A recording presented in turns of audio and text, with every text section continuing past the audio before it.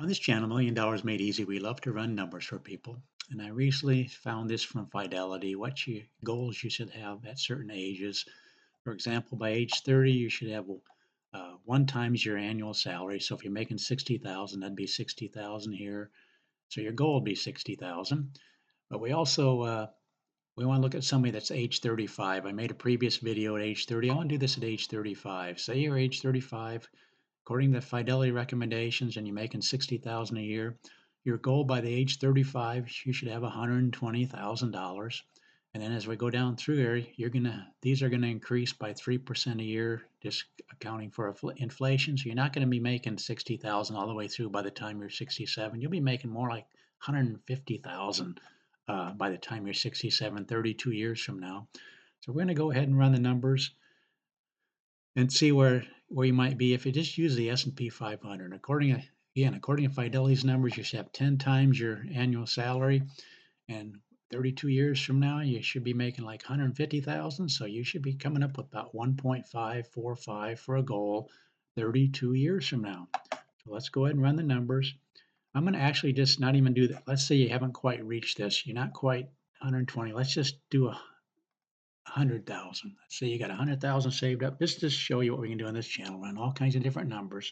So you're 35 years old. You're just a little bit short of Fidelity's goal, but not too far off. And you can contribute $300 a month, and you increase that by 3% a year. This shows you what we can do on this channel. So it'd be $300 currently this year. The next year would be 3% more, and then 3% all the way through here.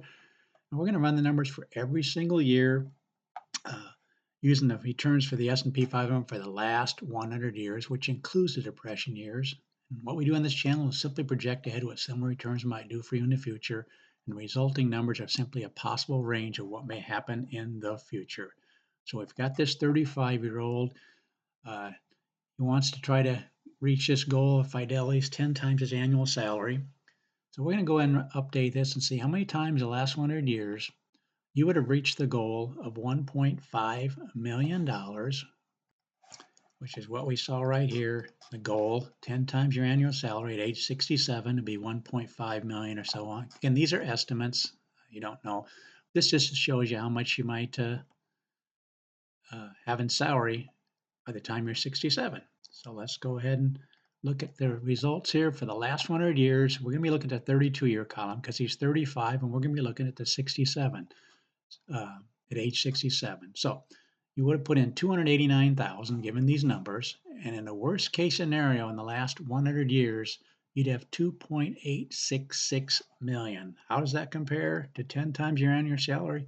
Almost double what Fidelity would recommend. So if you just had it in the S&P 500 and the S&P 500 did what it's done for 100 years, this is the kind of numbers you'd look at. Remember, we promised you a range. The range would be from 2.866 million up to almost 8 million, with the median in this column being almost $4 million. This is the actual breakdown. 100% of the time you'd have over 3 million. Oops, that's 32, 35. We gotta look at the 32. 94% of the time you'd have over 3 million, color coded in green. 46% of the time you'd actually have over 4 million, color coded in blue going down through here. And look at this, 25% of the time, color coded in gold, you'd actually have more than $5 million. So looks like just using the S&P 500 going forward, if it's done what it's done for 100 years and you have enough time, that's the key. Right here, we've got 32 years from age 35 to 67 to let it do its magic. It's compounding, doing these kind of graphs. In fact, let me show you the graph for the 32 years here. Hasn't been 32 years since the year I got picked. Let me do this right here now. Okay, this shows you 1924 numbers going down through here. We had some really good years, and you had the down years, so it didn't accumulate very much. But look, when you can be in it for 32 years, no matter what year I pick, it's going to just go up like a rocket. I'll just pick another couple ones. See that? See how it goes up? Just if you can be in it for 30 or 35 years, and this individual is 35 years old, already has 100,000 saved up, a little short of Fidelity's goal that we saw right here, but not too far off. Again, Fidelity's recommendation have 10 times your annual salary, which would be 1.5 million. Now look at this, folks. In the worst case scenario, for 32-year period, you have 2.866 million. So you'd be in fine shape. Again, if you can be in it for 30 or 35, or even especially 40 years, the numbers are just mind boggling. Uh, that's why it's important to get it in there as early as you can.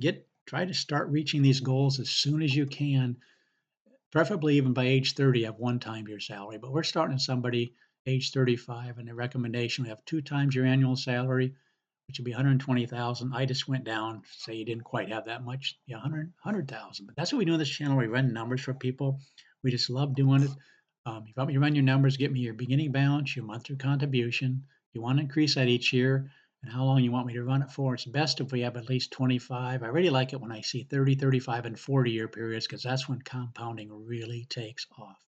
Please consider subscribing to this channel. Let people know there's a channel out there that will run numbers and maybe show you some principles that can really help you in your financial planning. And all we do is use the S&P 500 to see what it's done in the last 7 years, and we just project ahead what similar returns might do.